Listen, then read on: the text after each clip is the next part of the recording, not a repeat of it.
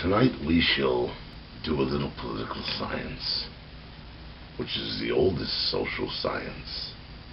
It goes back to the Greeks. Socrates, Plato, Greek democracy, thousands of years old.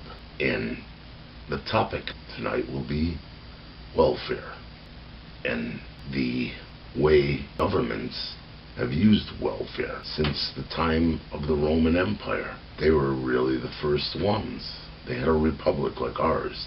That means they have elected representatives. And that's what a republic is. They have elected representatives voted in democratically. We all have a right to vote, and thus we elect these representatives. And what these representatives have done throughout history, we're talking over a couple thousand years now, they give welfare to a segment of the population. They can't give it to everyone, of course, or the whole system would crumble.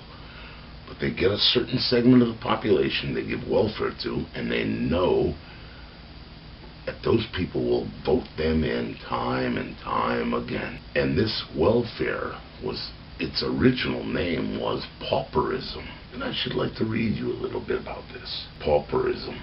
The word, strictly speaking, applies not to temporary destitution, not at all to honest poverty, but to chronic willing dependency.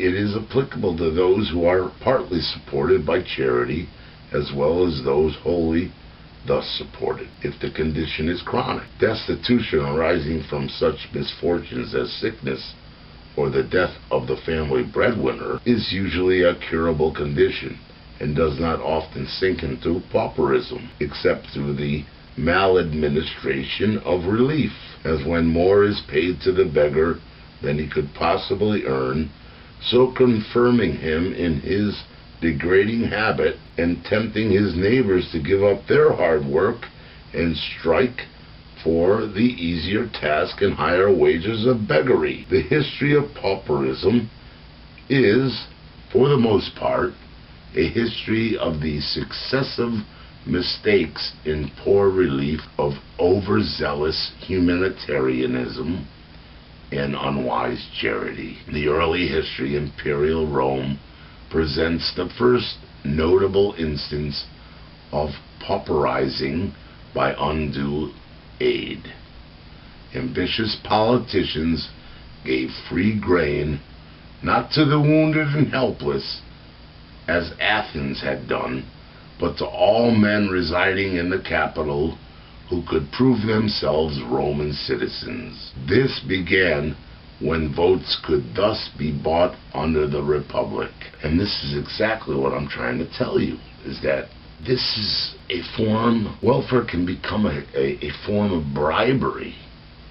You're bribing people to vote for you.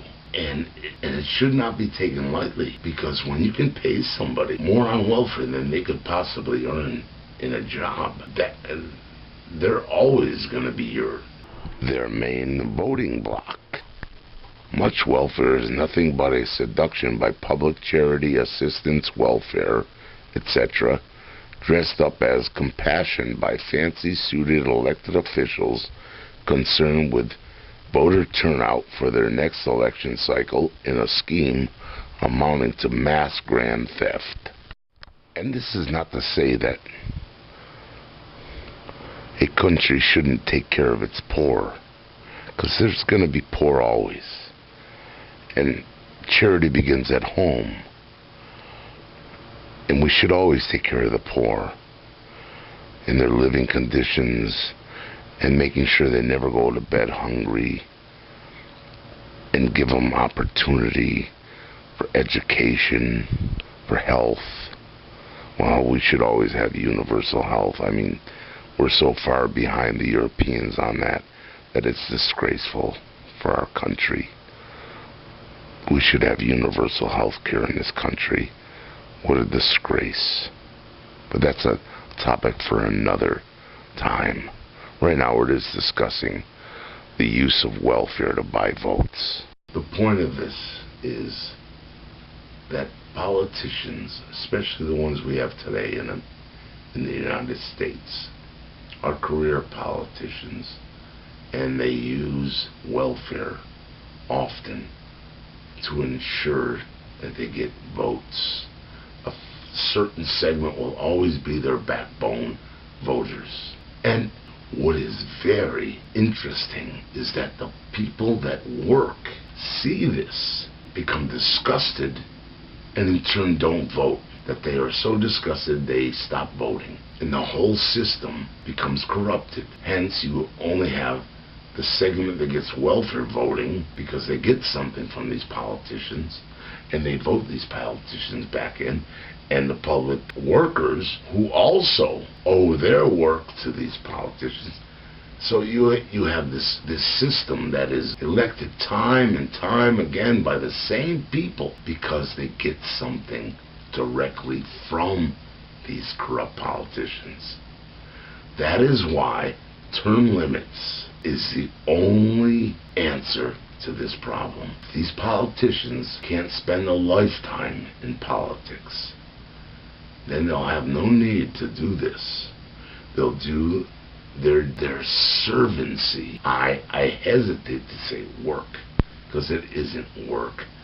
These people are not doing work. What they're doing is they're representing the people that elect them. Work. Are they digging ditches? Are you kidding me? Work. They're dressing up in fancy suits and ties. Are you nuts?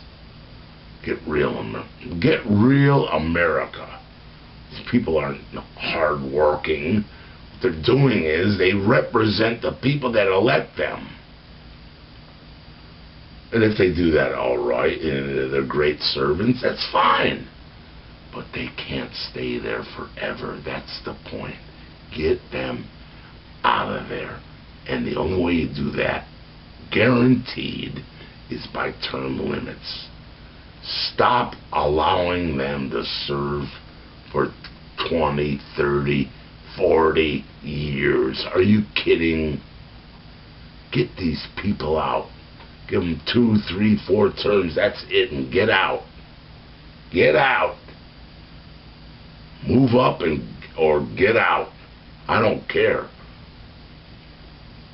House of Representatives should have term limits. The Senate should have term limits. The President already has term limits. Why do you think he has term limits? Get this through your minds. Term limits is the only answer to the career politics that allows for bribing voters through welfare. Instead of getting people decent jobs, they're giving them welfare. And that's criminal in itself. Because people have pride and they have dignity. And you're not doing them any favor. And every state legislature should have term limits, as well as any city government, town government, or village government. Representing people is not a job. It's a privilege.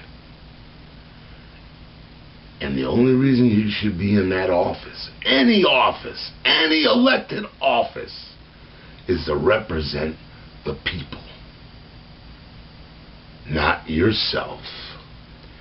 Not using the office for a career, not pretending that it is work, because it's far from digging ditches, it's far from bricklaying, it's far from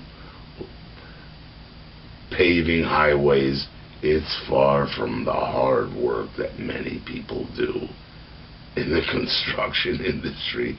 Are you kidding? That's hard work.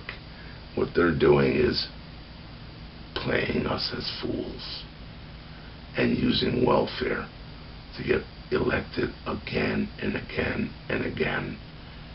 And they're not only demeaning the office